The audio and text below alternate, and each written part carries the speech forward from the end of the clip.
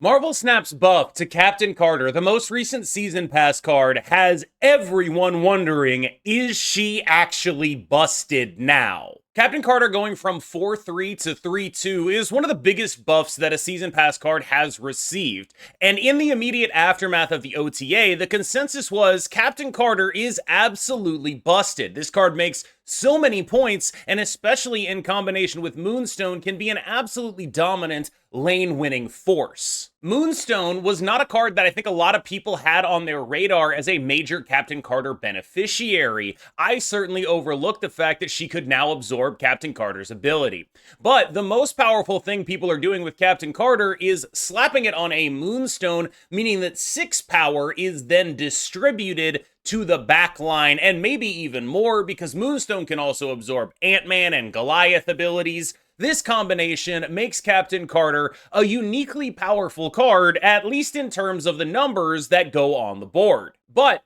is that enough to make a card broken? Captain Carter belongs to the most easily teched against type of cards. Ongoing cards with a low amount of base power. Not only does that make her vulnerable to very all-around techs like Red Guardian, but it also makes her vulnerable to every ongoing tech card. She's a card that also wants to be played in sort of specific lanes, which makes her even more vulnerable to a card like Echo than might otherwise be true of a card with her general profile. The basic fact is that Captain Carter can be responsible for a vast amount of power.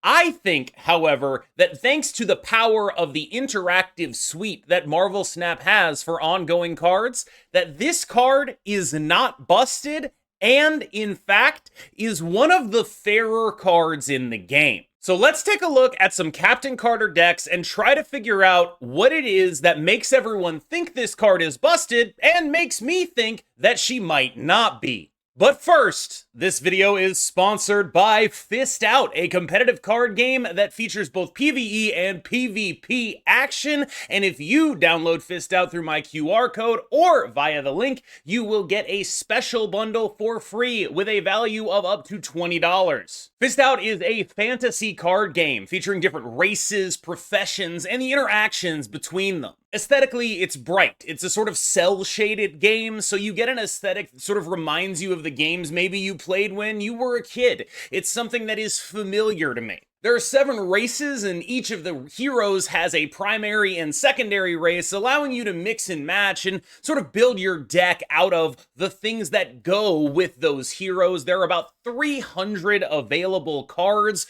over a grand total of the 7 races, so you get a lot of deck building depth in the game. In the arena, you can access PvP, but you can also team up with people to defeat large dungeon bosses, almost like raid battles. The developers have indicated to me that they are planning on doing some large-scale tournament circuit things, so keep an eye on this game to see if an actual tournament scene is able to develop. You can download the game now for free on both Android and iOS using the link in the description. If you're on a PC, the QR code that's been on the screen this whole time will also allow you to download the game, and you will get that $20 value bonus pack just by using my link. On a personal note, I was really grateful that the last time I took a sponsorship, people showed so much genuine interest and happiness for me because they knew what it meant for me to be a channel worth sponsoring. So I just wanted to say thank you now for that outpouring back then, and I hope it carries across to this as well.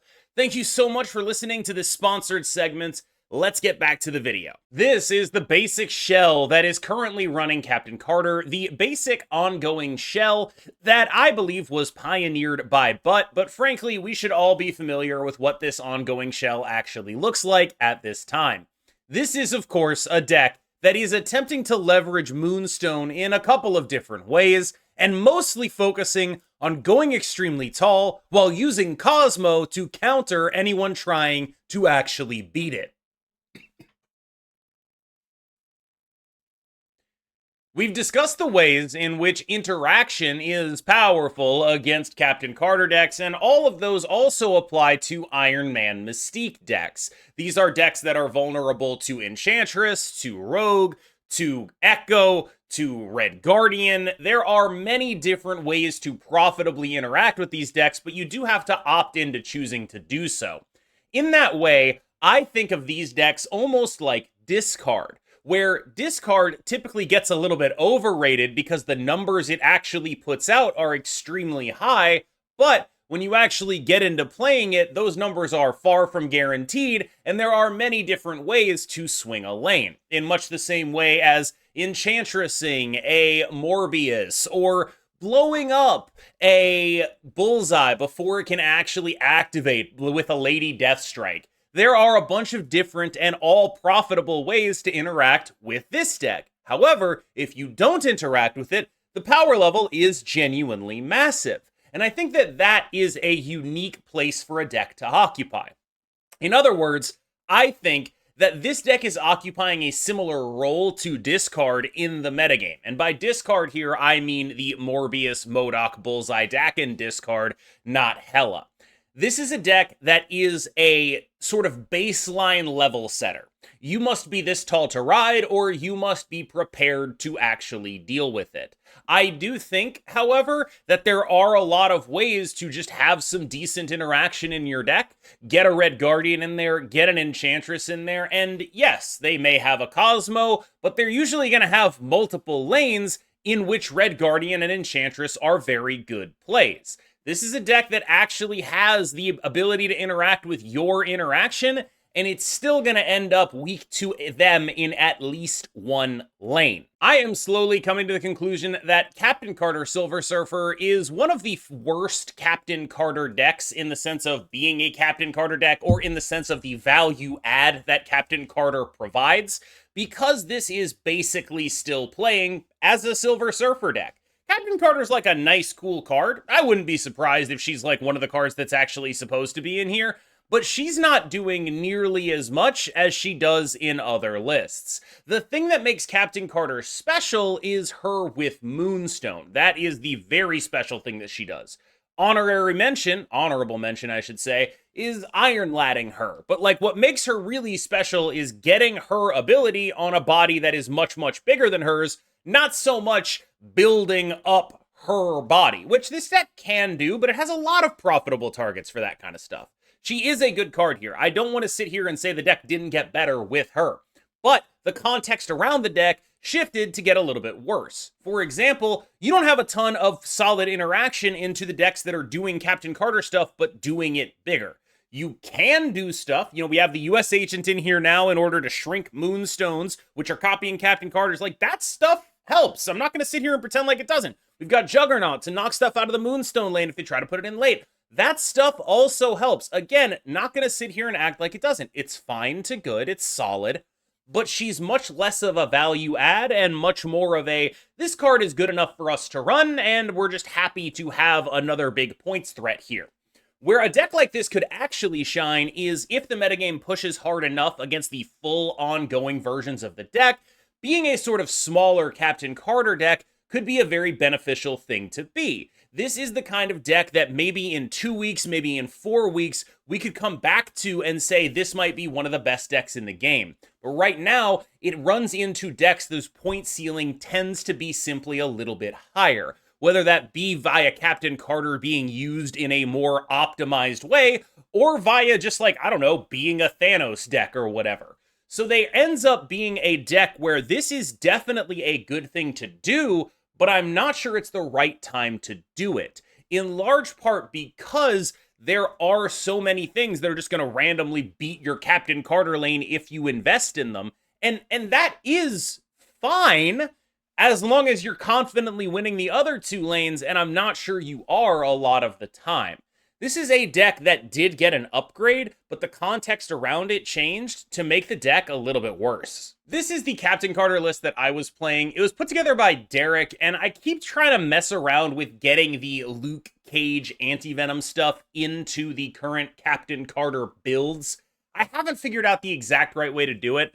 This deck might be trying to do a little too much. The attempt here is to be the Captain Carter deck that beats the other Captain Carter decks. It was fine for me. I've got no complaints about it, but I do think that this is a deck where it's like, okay, this is fine. It does what it does, but at the same time, it ends up being maybe a little bit busy. What I do like is getting the anti-venom Luke Cage stuff back into Captain Carter ongoing. What I'm not sure about is what I'm supposed to do with the rest of the deck. It's a very weird spot, because if you end up hitting a Moonstone, well, there goes your Captain Carter. That's not good. It's your whole point of the Moonstone here is the doubling up of Captain Carter, getting that 6 power. That is a tough thing to do if you don't have Luke Cage. However, Moonstone does have a couple other pieces of utility here. You can use Moonstone most notably to copy a US agent if you have a Luke Cage, or to copy a Diamondback to give everything -4 if it gets afflicted by something.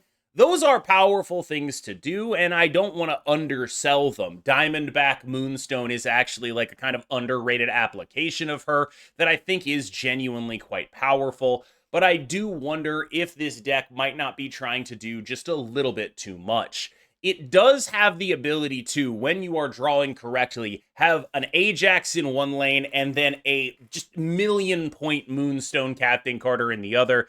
That's a very good thing to do, but I do think that right now it might be a little bit unfocused. I really did enjoy playing this. I was positive with it, and I do think it's pushing in the right direction for Captain Carter stuff. I just find it hard to believe that the best version of the Captain Carter ongoing deck does not involve anti-venom Luke Cage, but maybe I'm just too addicted to the anti-venom. This is the definition of slapping a card in a deck that was already good and then saying it's the card's fault that the deck is good. Even more so than people slapping Strange Supreme in ongoing Thanos, because I think that's probably making the deck worse. This just slapping Captain Carter in ongoing Thanos, I think is arguably making the deck better. It's just a question of ongoing Thanos when you talk about this deck. Is this deck supposed to be good because is this deck good because it's a Captain Carter deck? No, it's not good because it's a Captain Carter deck. It's good because Thanos is really, really strong right now. I don't know if people have really sort of updated their thinking on this, but Thanos is one of the strongest cards in the game after his most recent buff. It turns out that giving 2 power, a 20% boost, to the card that always starts in your hand is actually shockingly relevant. It's even more relevant when that card occasionally costs 5 and occasionally can't be killed. This is an extremely, extremely powerful deck. I've been working on a couple other builds of Thanos, but the ongoing build of Thanos has consistently been the most solid option for probably a few weeks now. Like, this has just been one of the 3 best decks in the game consistently. And Captain Carter can go here without causing too much of a fuss. You're just very happy to have her as a card that you don't have to invest in, that just sort of naturally goes with the rest of what your deck wants to do. This is a deck that wants to fill up locations, is already playing Sam, can very easily afford Captain America, is already playing Blue Marvel, is already playing Spectrum, just a bunch of really obvious things that go with Captain Carter and are fulfilling the incentives of what she's asking you to do. If you made me tell you which of these is the best deck for Captain Carter, I think that's a hard question to answer, because I think this deck is the best deck that has Captain Carter in it. It's just not really a Captain Carter deck. It's just a deck that has Captain Carter in it. It's actually like a reasonable build around here. Like, again, it is just sort of naturally fulfilling the incentives that Captain Carter is asking you to do, but maybe that's enough. Maybe that's enough to call this a Captain Carter deck. I do think that there is a tendency to just slap a card into a good deck and say, well, the card must be good. I don't think this is exactly that, because of the ways in which this is actually building around Captain Carter. I've also thought about trying to get Moonstone in here. I don't think we can, but it would be nice to like Moonstone a Power Stone or something. That would be kind of cool. I just feel like these decks really want to be as low curve as they can be, and Moonstone at 4 is just like, because if you cut something, you're ending up looking at like, oh, I guess my Wiccan is going to be a little bit less reliable, and it's not like we can cut any of the stuff on the top end. That stuff's really, really important, so it has to be something below 4 that you're cutting for the Moonstone, and I just can't figure out what that would be, and I don't think it's the right way to approach this. I think the right way to approach Captain Carter here is as a minimal investment, fairly large card.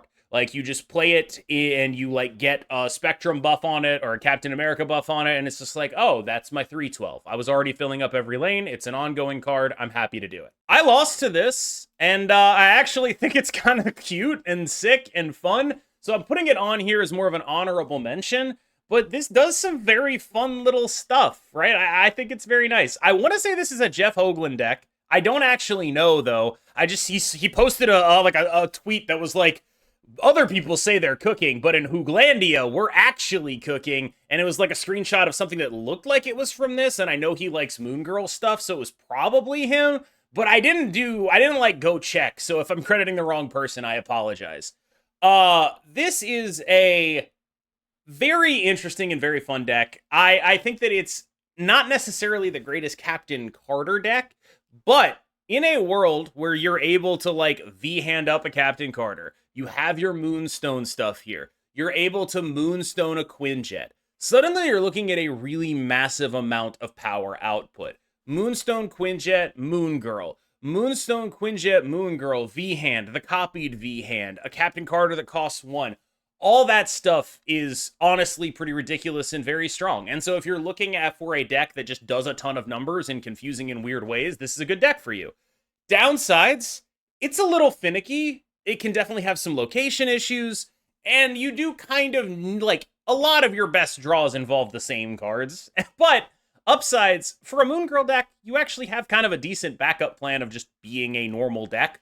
And when you get your nut draws, they are actually quite solid. So, is she busted? Ultimately, no. I think that these are all solid decks. She's a much better card than she was, and she has a lot of power. But I think that ultimately, one of the things that happens a lot in the Marvel Snap community is people will see a deck creating a bunch of power and say that the deck is busted because of the numbers on the board, and not really think about all the things that went into the numbers on the board.